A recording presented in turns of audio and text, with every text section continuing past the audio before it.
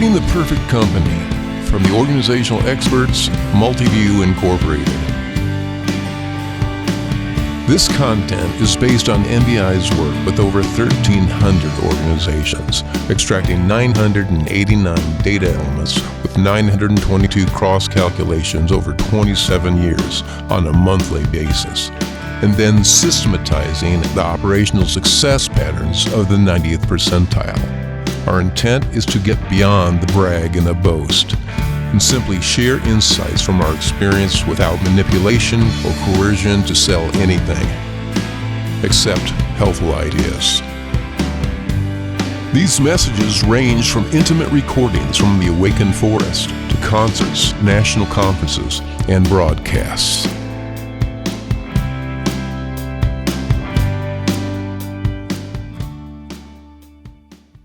People development. Now with Multiview, most people think about the economics that we produce, which are often hundreds of percent greater than the median, just phenomenal in that area. But it's all based on what? Quality. Because if you're playing the long game, it's about quality. If you're playing the short game, just trying to run up your numbers, growth, but you have an inferior product, that is not a good business plan, or at least something that we would want to be involved with. But it comes down to people. Therefore, people development is really the centerpiece, the center of the universe, you might even say, in any organization, because all of our quality comes from the quality of our people, or maybe I should say from the quality of our people systems. Now, this podcast is an excerpt from a national broadcast to home care, hospice, home health CEOs and executives. There's a few hundred that were tuning in that day, but realize that these success patterns can be transposed to any business sector or domain, whether you're a software company, whether you're a music company, a data company like we have. Of course, Multiview, we are a software company, we are a data company, so we know those things well. But it could also be retail, anything that involves service, convenience stores, financial services, manufacturing. The thing is to recognize the patterns and then taking that higher level of consciousness or intelligence and being able to apply those patterns to whatever you're doing. Just like Henry Ford did when he figured out that he had to do something to standardize the quality of his autos, and he learned from the meatpacking industry really how to do it and how do we make a very standardized product as they're getting, and can we apply that to making automobiles? Well, obviously that worked out very well for him, but you can go through just all these ultra successful companies and you'll see this same pattern. Now, people development is a deep, deep topic. And in the Multiview world, we've broken it down into 4 specific processes. That is our people attraction processes, our people selection processes, our people development processes, and our people retention processes. All those, again, we go into great detail. I'll also say this, it's beyond the scope of really any podcast to go into all of that. But this podcast really sets up what it's all about and the utter importance of developing your people, loving your people enough to really mine their potentials and put them in conditions, these conditions for success to help them evolve their personal power. So with that said, let's get into people development. Welcome everybody to designing an extraordinary people development system. For those that are new, I'm Andrew Reed. I'll be guiding us through this adventure or journey today. And let me just tell you one thing. It will be life-changing for those that are aligned with the vibration, or whatever you want to call it, the consciousness of what this is all about. Now, my job, or my role today, is to be as helpful as I can be. That is where I've set my intention, because we all set our intention. And all I know is that if I try to impress you, or I find that if I try to impress people, I don't. So the best thing I can do, the most integrous thing I can do, is just to be myself and present the material as best I know at this present time. I remember when we were putting together this program, and this is my favorite program, let me just tell you that, because it is so transformative. Now, with that said, there's another one called the Deep Retreat, which I think has of equal value of personal exploration, especially those in leadership positions. Because obviously, our life flows out of us, and the kingdom of God is within.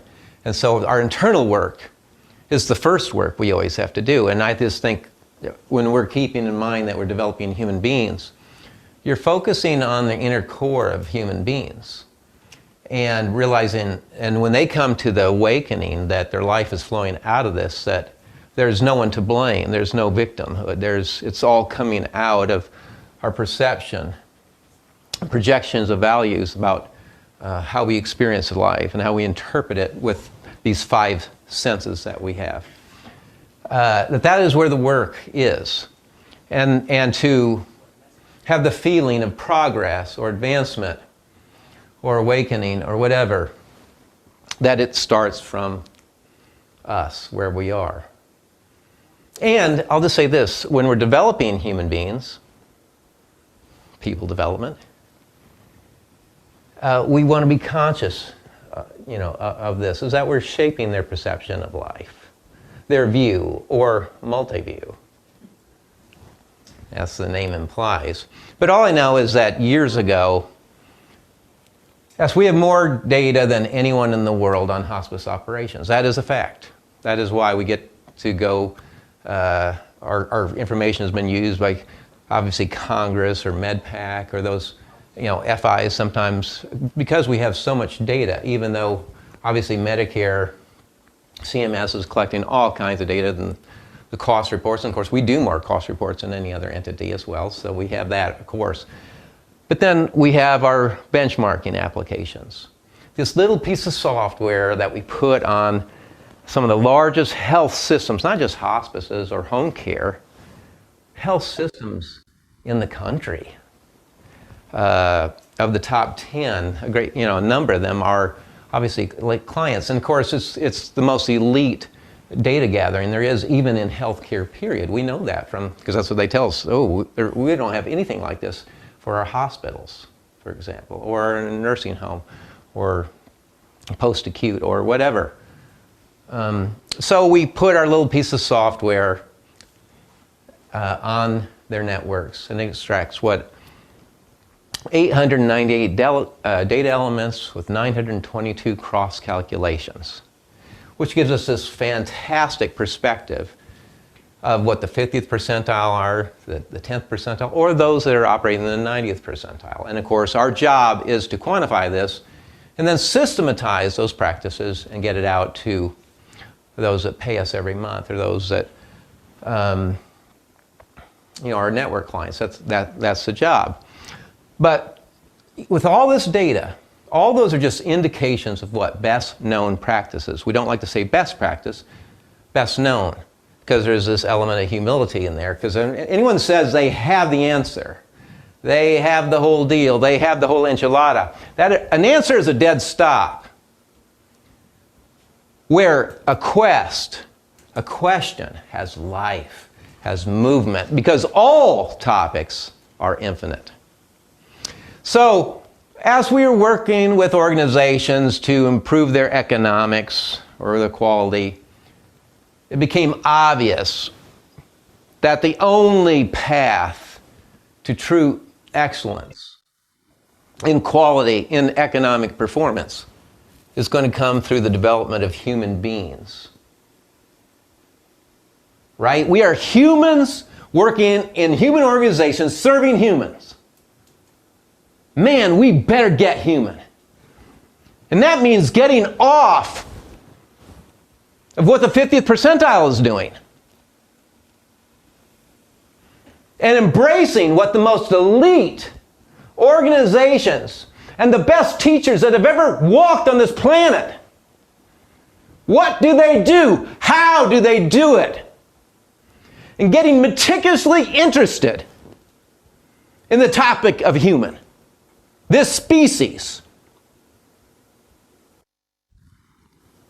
And I thought, we need to get more manuals on this. We need to really start studying this. This is years ago.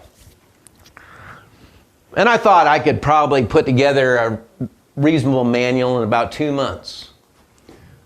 Well, 2 years later was the first version of people development. And I knew I had only scratched the surface. I remember I even flew to Bali to hang out with guru types and some folks that might have some higher consciousness or things that might be helpful. Because again, we have to have this humility to go wherever. And we also know that being in the presence of the teacher, we know that that calibrates at a higher level of vibration than not being a person. Now, with that said, we can get high value. I've redeemed high value in watching videos, and this is actually special because even though it's being recorded, you're here while it's happening live, and that introduces an element of drama, of non-edit, and there's something to that. There's something to that energy. And we have guests here from the great Salt Lake City and great CEO and COO and all that. So there's something about your experience that's different. We will talk about that. Because again, we have to embrace all the realities. But the point is this is a huge topic. And I fell in the same trap as most people, that thinking that, hey, we can just put this together, we can study some academic institutions and get there. The point is, you can't. So what I'm going to be speaking about is reality. Reality.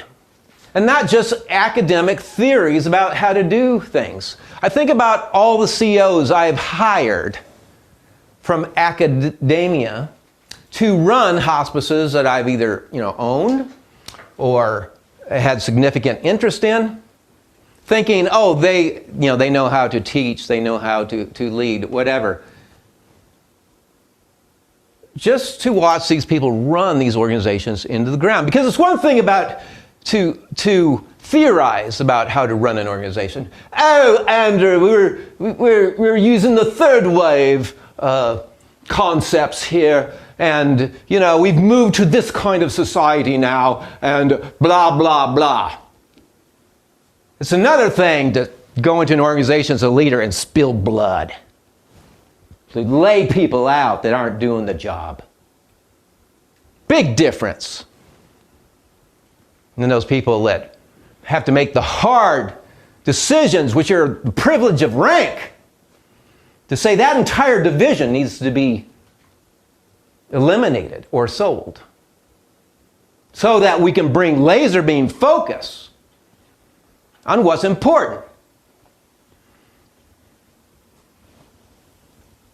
A lot of what we're going to be talking about is quality. Well, where does quality come from? It comes from focus. And we realize we are living in a world that dissipates focus. We're constantly being bombarded with emails and interruptions and personalities and texts. No wonder quality sucks in most organizations. And by contrast, those that have learned the discipline, or I should say skill, because skill calibrates at a higher language level than the word discipline. The word discipline is kind of a put-off word, whereas skill, the skill of focus, which is something that is developed, is what leads to world-class quality. So quality comes from intention or focus,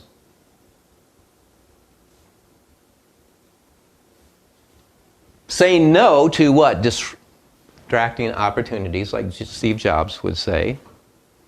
And of course, what did Steve Jobs? He only took a bankrupt Apple and in about 5 years turned it into the most valuable company on the planet. So I would say that's probably a good testimony of what standards and focus. When he said, hey, we're doing all this stuff. We got to stop doing all this stuff. We're going to take 100 ideas and we're only going to pick 3. So focus, or I'll just say this improves quality as well, caring enough. Caring enough to do a good job. Throwing more money at things does not improve quality. I mean, ask the government how that's working. But people that care enough to do a good job, do a good job. And of course, quality comes from the underlining that it comes from human beings, if in the context of serving other human beings in an organizational setting. So, all right, so let's get into it. And of course, some of you have the hard copy, some of you had the PDF of workbook number 9. And I'll just say this, throughout this program, there'll be tons of, I'll say, masterclass teaching practices. The main thing is that you kind of pay attention, because we'll be doing a lot of those things, and I'll try to point them out. But for example, you take a look at this manual. What do you see? Well, probably the first thing you might see is what I'm like, you know, in a pronounced way, showing a big number. What does that indicate, Nancy? It indicates there are several manuals. And yes, that there's sequence, because process and sequence, very important for a world-class organization. By the way, Nancy is one of our truly outstanding magic implementers. You know, magic is where we, a lot of people subscribe to our services. There's others that say, hey, can you help us put in our model ourselves? And we've got a good number of folks that go across the country, working with all sizes and varieties of organizations to really get the model going. And getting their model, not just the MBI model, but taking their vision and how do you transpose those patterns of success from the 90th percentile onto your organization. So, yes.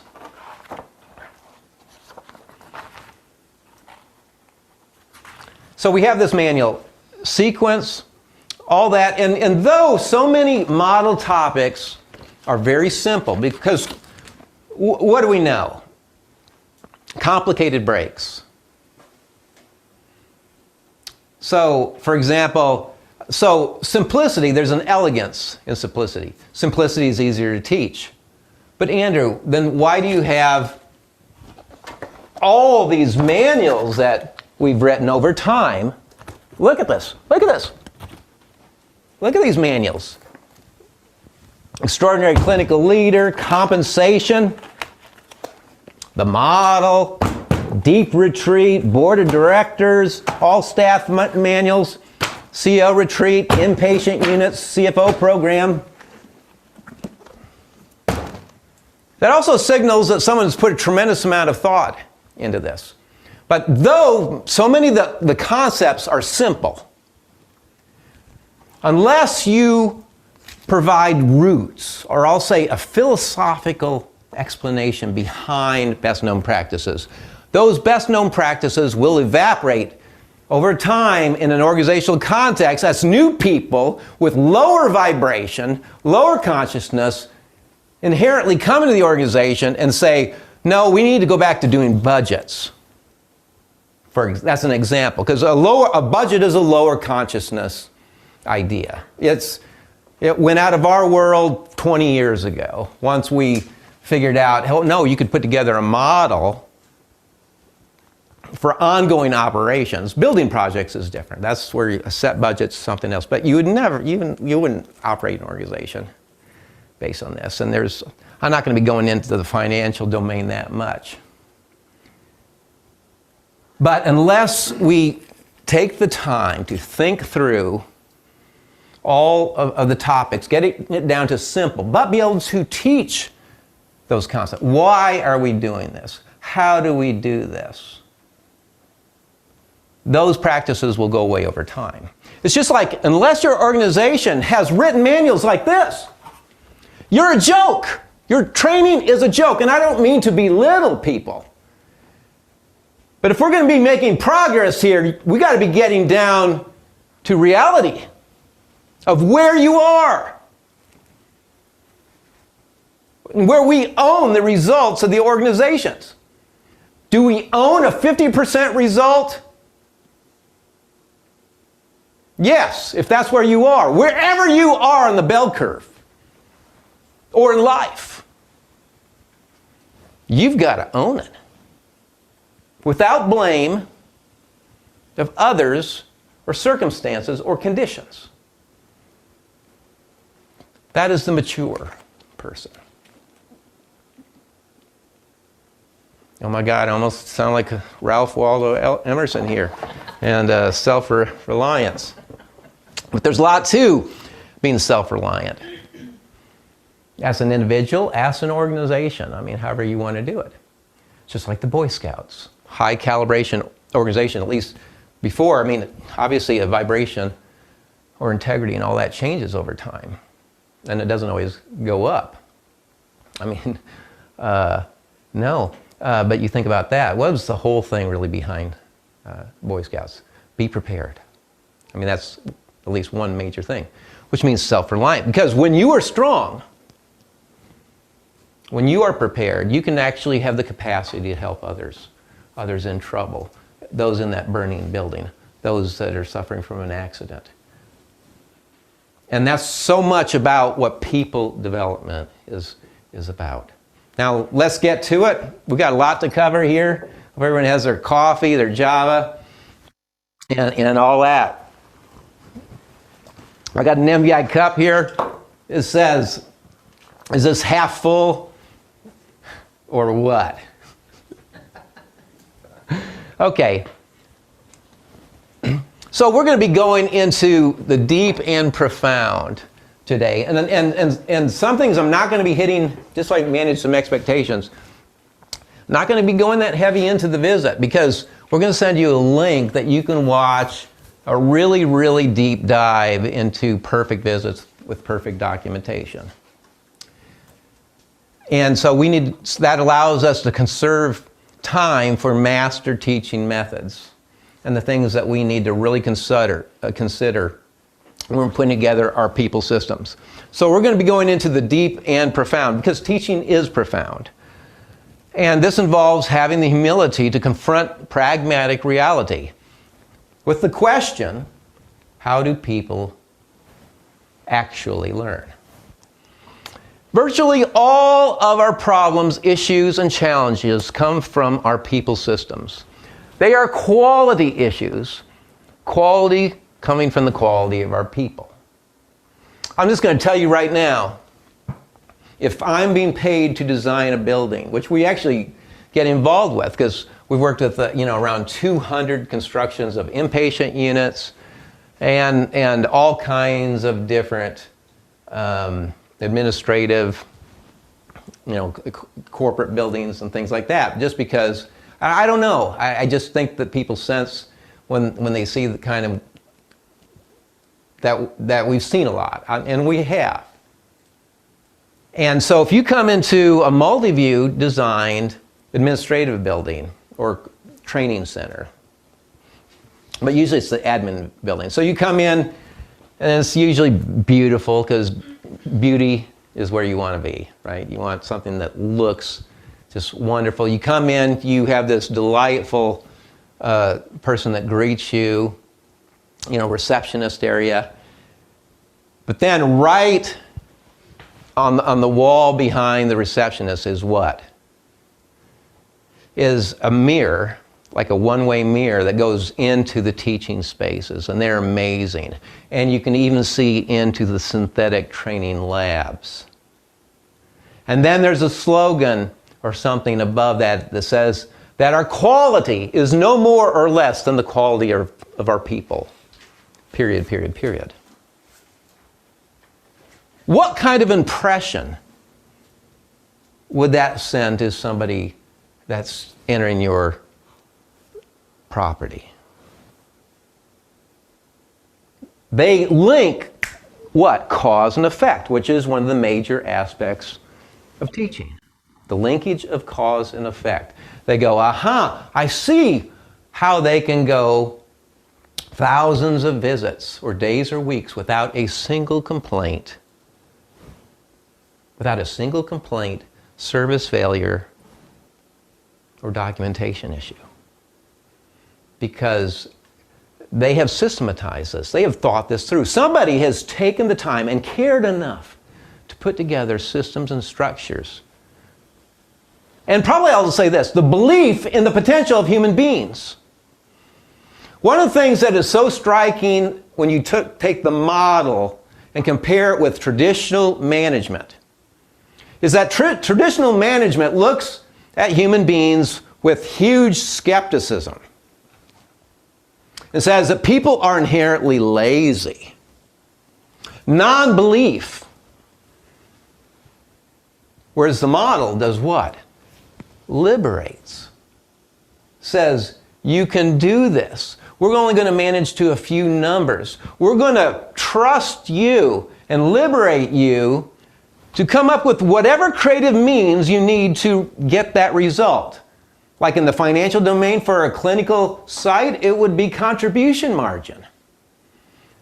But we're not going to tell you exactly how many nurses, how many CNAs, how many physicians, how many whatever you're going to need. Or whether you want to use brand pharmacy or generic. You can make that decision. Now, with that said, if you overspend, you're paying for it. So there's immediate accountability, but you're managing to a result. But we're going to allow you the freedom of how you get there. And so how you do it in Dodge City, Kansas will be different than how we do it in LA or New York or in Miami. And so that allows, again, the ability to even get creativity, to advance the organization, especially if everybody's numbers are side by side. They go, oh, man, what they're doing in Dodge City is pretty great. I think I'll copy that. Ooh, Billy Bob's thing in Miami is not working out. I don't think I'm going to do the Billy Bob model. And so, but trusting in people. And high trust costs less than low trust. When you know that someone tells you something, they're going to follow through on it. Man, we can use that. And Multiview is built on that. I mean, I will fire people that don't. I mean, I'm willing to fire every single person if they're not doing the MBI thing. Now, I know that is going to happen. But people that think clearly, say what they mean, follow through. And obviously the ability to communicate. All essential. Okay, let's go. Let's keep it light. Okay, so recognize that virtually all of our problems, issues, and challenges come from our people systems. Okay, that's huge. So let's go to work on our people systems. If your organization has issues hiring or retaining clinicians, this is directly linked to your people development system. You want to fix or improve, I'll say, your ability to hire people, attract people, work on your people systems. You want to retain those talented people. You work on your people systems. You want to get rid of the energy sucks, the people that don't follow through, the people that don't bring in the result. That comes out in your people system. So really, this is the enchilada. Let's start with, or let's hit another question. What are we? Hey, I actually changed it up a little bit here. No, that is the three questions. You're so right, Chris. You're so right. Yes, we are all a feeling. and we're going to hit that. That that is the fundamental. The foundation of all memory and recall. We're going to be talking about that. But let me just say this. This is another. What are we? As a species, but really it applies to every, not just protoplasm or chlorophyll, less in plants or anything like that, but every particle of dust and rock. My view is that everything is alive. I mean, I had a vision years ago that it became obvious that everything has a vibration, everything has a consciousness. It may not be ours. And when I say we're going to get pretty deep, I mean we're going to get pretty deep today, because even if you don't agree, that's okay. Oh, let me just say this. One thing we do have to do as we're going through this is we have to temporarily suspend, or put it this way, it's helpful to temporarily suspend our current beliefs or worldviews to make some room, for alternative ways of perceiving things. And that's something I think we always have to keep in mind, because our beliefs often limit us, and that's probably the reason that sometimes people can't learn. Everybody knows that we say it at Multiview about smart people, right? At MBI, we don't hire smart people. Why? Because they can't learn. There's a lot of truth in that. We would rather have someone that's humble without intellectual pride. So what are we? We are a center experiencing life as a center in a multi-centered universe without center. And a universe that's infinite. Get your head around that. You're experiencing it from your perspective, realizing that there are many other perspectives. And if the universe is infinite, it has no center. Let me say it another way. Probably all forms of life, all particles, everything, feel they're human. I mean, the only way we just know it because we are a human. But, I mean, the deer, the bear that came. Man, I've had bear confrontations a lot lately. I don't know what's going on with the bears, but anyway, they're really liking Andrew. But they have their, like, or the black beetle. Man, my life's important too. So yes, so what are we? Oh, okay. And let me just say this. We really don't, as we're talking about learning and people development, we really don't know where our thoughts come from. We really don't know where our decisions come from when you think about it. And I'll just say this, we really don't know how we learn. We have some things that, through pattern recognition, have shown us that these things are helpful and all that. But you cannot command people to be brilliant. You cannot command people to learn things. Heck, I mean, it seems to be beyond command. The best we can do is set up conditions for people, normally. Because like when we learn things, it's like a gift. It's like a Damascus or revelation experience of suddenly, oh, I got it. Or like if I'm playing guitar, you struggle with something, and then it's like you sleep, and then the next day it's like, whoa, boom. Or you get how something's put together suddenly. So it's beyond prediction on a certain level. But the point is, life is spontaneous. It happens. The flower emerges. If we notice life, it emerges whenever it's supposed to. It breaks through. But you can't command that rose to be a prize-winning rose. I mean, it just doesn't happen like that. It might grow up. It might go to the left. It might only half open. But the best you can do is take that seed. And I'll just say this. I do like to look at human beings as seeds. That all of us. And none of us know what the potential of that seed is. So what is the best we can do? What is the best we can do as the leader of people development? We take our little unit of potential, and we plant it in the very best ground we can.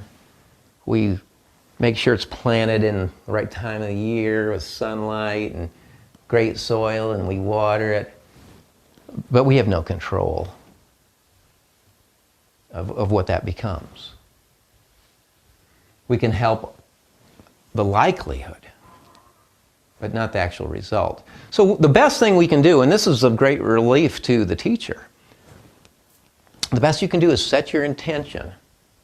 Do everything you can do to provide the conditions or the garden for the people in your organization that you're going to be helping along.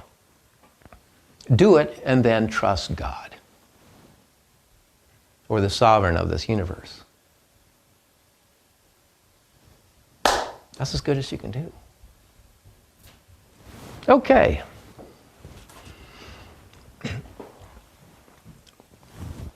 Just know this, we're going through this and may seem, man, Andrew's a little floaty here, whatever, that's fine. This is going to get very pragmatic, especially around, the midday part. I mean, there's just a complete structure, and this is where it's going to hit all your areas from obviously HR, people development, IT, well, even the CEO and all that. And it's laid out there. And that, thank God we have got a great manual to reference. So, okay. And let me just say this. Though we don't know how people really learn, or if people can't learn and grow, then there's no hope for humanity. And we might as well call it a day and go home right now. So are we going to believe when people are not? Well, I'm going to believe. And I'll just say anymore, when I'm building a company, and obviously we build a lot of companies, a lot of world-class organizations, I center the bulk of my efforts towards the intentional design of the culture, striving for one that provides conditions which elevate consciousness and thereby liberate human potential and capacity. I'll just say this. I don't even want to work with anybody that isn't on this mission anymore. It's not sexy enough. It's not exciting enough.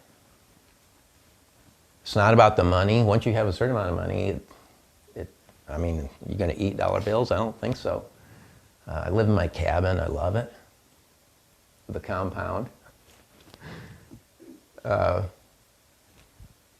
So what's the get off? What's the payoff? Well, the payoff is watching human beings go as far as they can in life. Even if they outgrow your organization, that's okay.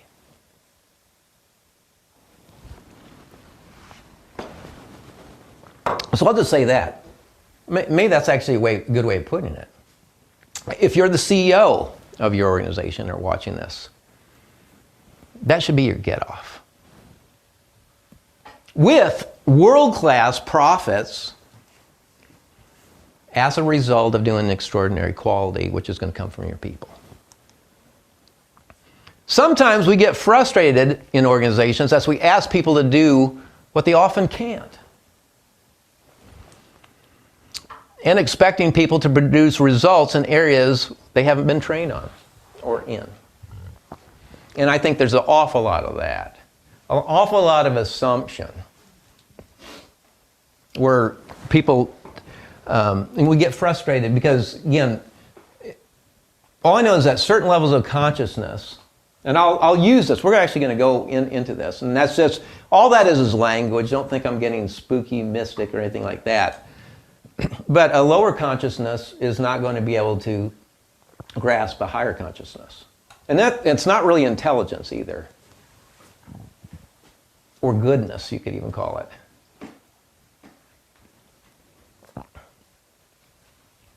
Because, it's just like trying to do deals with some nations that, where they do horrendous things. Well, you can sign an agreement or treaty with them, but only a fool would believe that they're going to honor it. They think that you're just a dope if you're going to live by an agreement.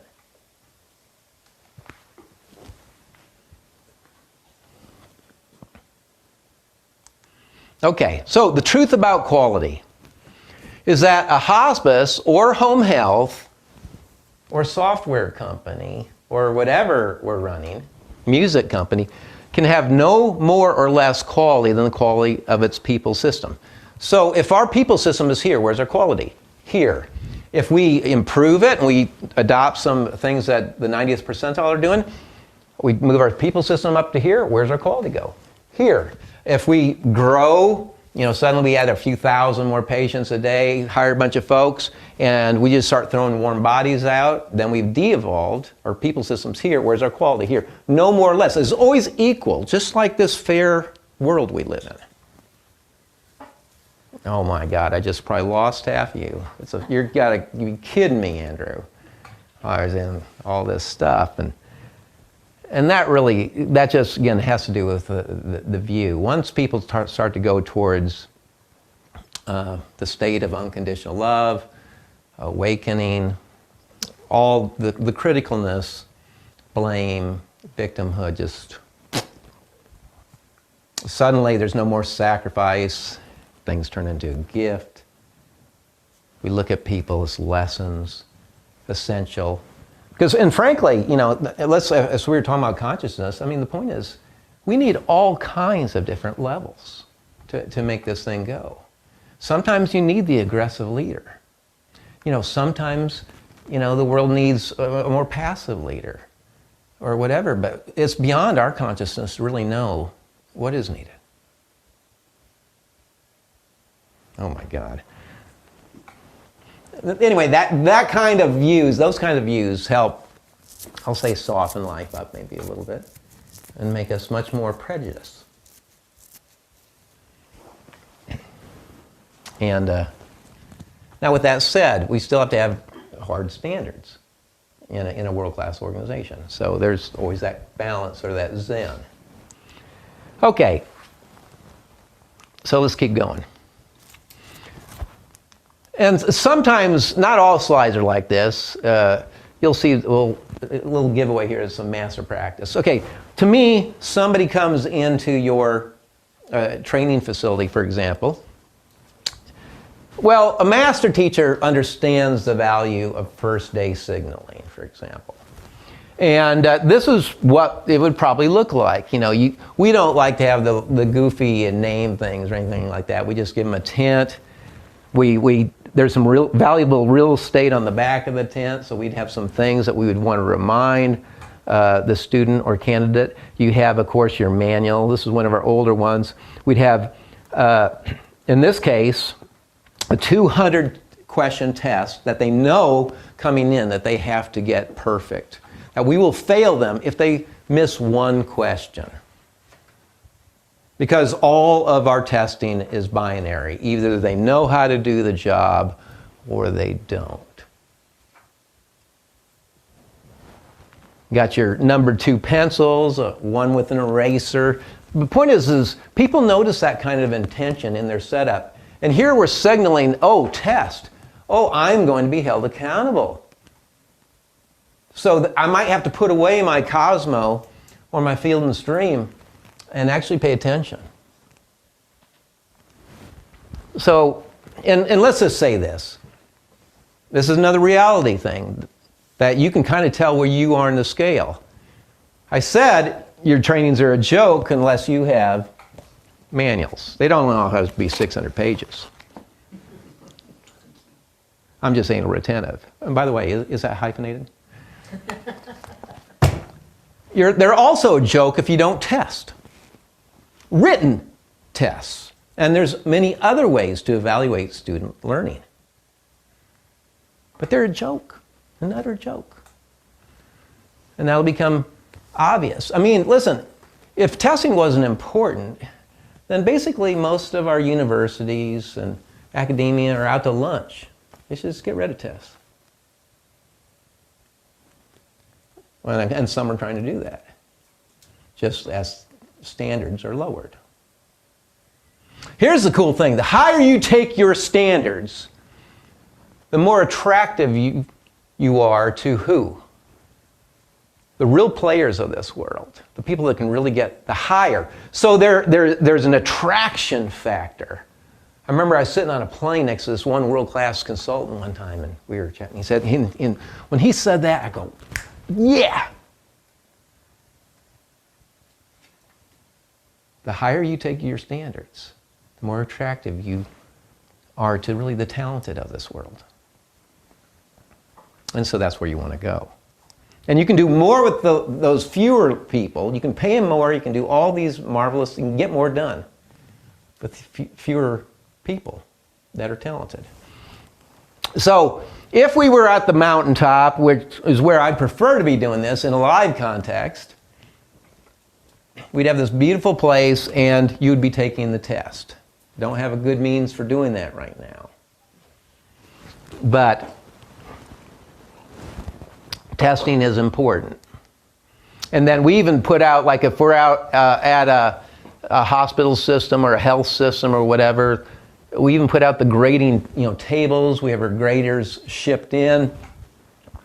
Everybody's tests are graded and, of course, put in some type of alphabetic where they can pick them up to work on. And they usually get 2 grading periods a day until they finish the program. All important. But it's all part of first day signaling. People see this. We hope you are having the best day of your life. If you need something further, just visit one of the Multiview Incorporated websites or contact us through social media. Smoke signals, carrier pigeons, telepathy have not proven reliable. All calls are answered within 3 rings by a competent, real person. Thank you for listening.